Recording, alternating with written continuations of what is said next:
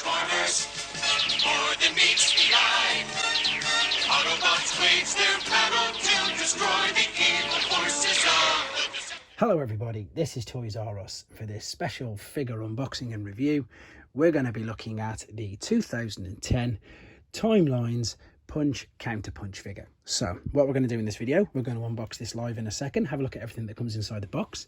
We're going to do some comparisons between him and the mold that he was taken from, and of course we'll do some comparisons with him and some other punch and counterpunch figures. So for those of you who may not have seen this before, this was, I've just mentioned, a 2010 Collectors Club exclusive. So you can see there it says Transformers Collectors Club, which unfortunately now doesn't exist anymore. And what they did was, through the club, they released certain figures at certain times, and this was again one of their exclusives. Let's have a look at the box then, because it's beautiful. The artwork on here is stunning, and people who watch this channel a bit will know that I've got a thing for punch counterpunch. I can't even explain why. We never had the figure, maybe that's what it is, maybe never had the figure in the UK as a child, it just wasn't released. This box here is lovely, it's lovely, sturdy, all the information there, and I like the way they've put adult collectible there at the bottom. I don't know what it is about him. I mean, obviously Double Dealer was quite similar, but I just think that this whole concept is amazing. And again, these boxes are brilliant. For people who've not seen it, the way they presented these, yes, you ended up at the time paying quite a premium for the figure, because of course they were only made to order and only certain numbers were made. So this is beautiful. Look, it's packed ever so nice and tightly into the foam. There is nothing else. Usually, to be fair, you would find these underneath, but I've just got it out ready just to show you what comes with them. So you can see how well it's packaged. They really do make an effort with these, which is stunning. So I'm just going to pop that there. Here is the alternate mode, which is beautiful, and it is obviously, it's quite a modified Lamborghini Gallardo, sorry, and it looks really, really good. Wheels, of course, all spinning round. This is actually an accessory which you can take off. You may notice it, or you may be wondering, it looks familiar.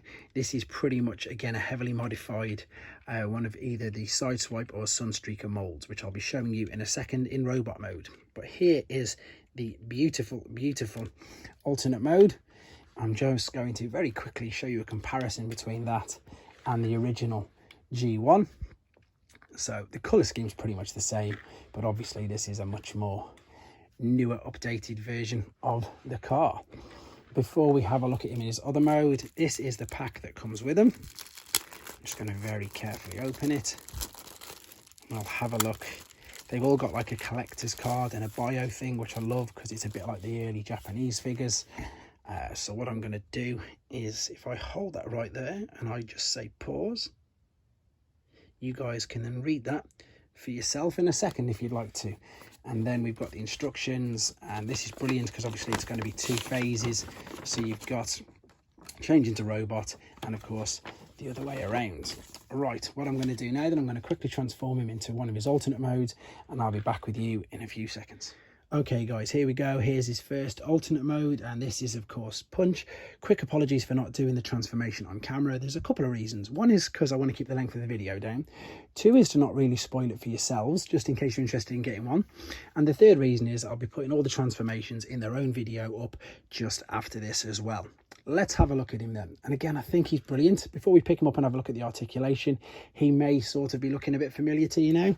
Remember I mentioned he was a retool of either Sunstreaker or Sideswipe, and that was of course from the Universe line in 2008. So he's looking very similar to him there, obviously just massive differences in the paint and the head sculpt, etc., but it's pretty much the same mold. Very, very clever. Brilliant stuff.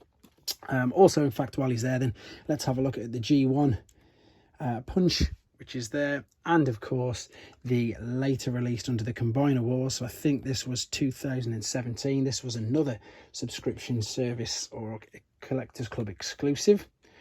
The odd one about this one on the left, I'm just balancing up now, he didn't actually have the other alternate mode, so he was only punch. In fact, there's a video on him on my channel as well. So there's your main 3. I'm just going to bring them down a second and let's have a look at him then. So as you'd expect. And to be fair, it's really good articulation. I know it's, as I say, it's basically retail of a 2008 figure, but you can see you've got a ball and socket joint there in the shoulder, as well as it's sliding in and out. You don't have, oh, you do have your waist swivel. There you go. I wasn't too sure about it. As well as the ball and sockets at the top of the hip. You've even got the knee. You've even got the ankle tilt. You've got the elbow joint. You've got wrist spinning. You've got pretty much everything here. It's brilliant. There's a couple of things that I do want to show you, and one is that I've not swapped the fists around. So what, if you're looking at that, you can see that obviously the fists are backwards. What you can actually do, you literally, if you wanted to, if I just slide this out of the way, you can see you can slide the fists out. So if I wanted to display him obviously in punch mode, I would do that because it's more permanent. But because I'm just going to do this for a video, I'm just going to be keeping them the wrong way around. But when of course we go to punch, you will see that they are the correct way around. Let's have a look at his accessories then. One of them I didn't show you, or will be showing you it again when we go back to car mode to finish this off, is the small gun. This was funnily enough attached underneath, and you can put this obviously in any particular fist. And then we've got the accessory, which I did show you, which was on the roof. Now, there's a couple of things that you can do with this. This will fold down like that. So you can literally, if you wanted, you can fold this and secure it over the top of the gun. In fact, it goes the other way around. But it'll literally just attach there. But the other thing that you can do when he's in punch mode, sorry, he's got two uses for it. So you'll see we've got tabs there and tabs there. So when he's in punch mode, we can actually attach this as some chest armor as well, and it'll rest like that. I suppose in a way just powering him up, just giving him a little bit more of a boost. But there you go, there is punch mode. I'm going to come right back with you with, sorry, there's counter punch mode. I'm going to come back to you with punch mode right now. Okay, then we're back, and as you can see, we've got him transformed into punch mode. Again, I will be putting this in a separate video just after this, but you can see there's just a few little modifications we've done. I still think it looks really good. I think it still looks like a different toy, to be honest. Obviously, now if we have a look at it, the fists are now the correct way around, and of course you can pretty much tell, you know, we've swung the chest plate around. We've still got the two rub signs, which is absolutely brilliant, and again, I just think it looks really, really good. Now, in honesty, but this is something that I do, and it's not in the instructions. In the instructions, in all the pictures you'll see, it says to have his feet sort of coming forward, but you can see they really don't really work for me. So what I tend to do is turn them round like so, facing the opposite way, and then he stands pretty much, watch him fall over now, every time that way round. And it's not too bad because it still sort of looks a bit like his feet there. So I know it's not the correct way, but because I'm working with carpet, I'm going to keep it that way for now. Let's just have a quick comparison then with G1. And this is the latest version. There's one version that I'm missing still, which is the Power of the Primes version, but this is just an updated version of him from the Earthrise collection. And again, I just think they look brilliant. I just think everything about this figure is genius. I just really, really like it. I know these aren't punch, but I'm just going to quickly get the rest in to get it all in as a group shot, so I can do a picture in a bit, and just for you to see how the molds have progressed and what they've done to change them. So you've got G1 there, you've got the Combiner Wars one right at the very end. Let's just pan there. So we've got oldest ones there, then we've got the timelines, then we've got the Combiner Wars, and then we've got the Earthrise version there. Right, let's just move all of these out of the way. Have a quick look at him. Even though he's completely spun around, the same articulation applies. You've got the waist spin, the arms are all still ball and socket, so are all the knees and the hips.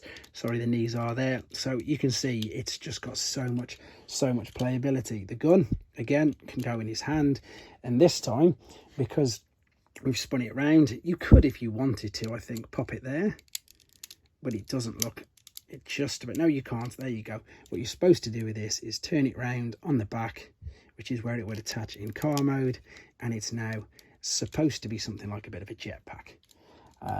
But again, so much options, so much playability. Love the figure. What I'm going to do now, then I'm going to get him back into car mode, and then we're going to wrap this up. So let's go back to the final time. Right then, so we're back for the final time, just to show you the last two things to do with his accessories, because I didn't show you them at the beginning, and also because I'm going to be keeping him in this mode and putting him safely away back inside his box.